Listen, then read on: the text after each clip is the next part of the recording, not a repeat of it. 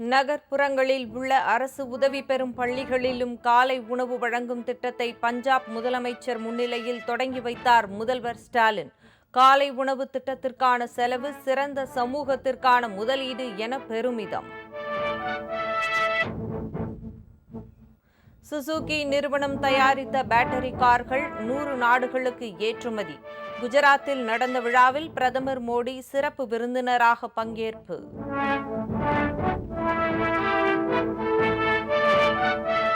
சுகாதார திட்டங்களை செயல்படுத்தியதில் முறைகேடு புகார்.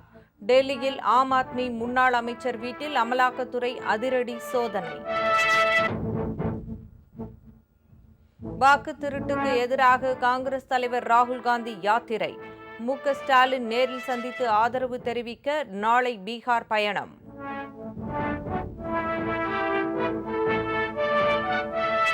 காவிரியின் குறுக்கே மேகதாதுவில் கர்நாடகம் அணை கட்ட அனுமதிக்க கூடாது. மத்திய அரசை வலியுறுத்தி தமிழக விவசாயிகள் டெல்லியில் ஆர்ப்பாட்டம். ஆபரண தங்கத்தின் விலை இன்று சவரனுக்கு 400 ரூபாய் அதிகரித்தது. ஒரு சவரன் மீண்டும் 75,000 நெருங்கியதால் வாடிக்கையாளர்கள் அதிர்ச்சி.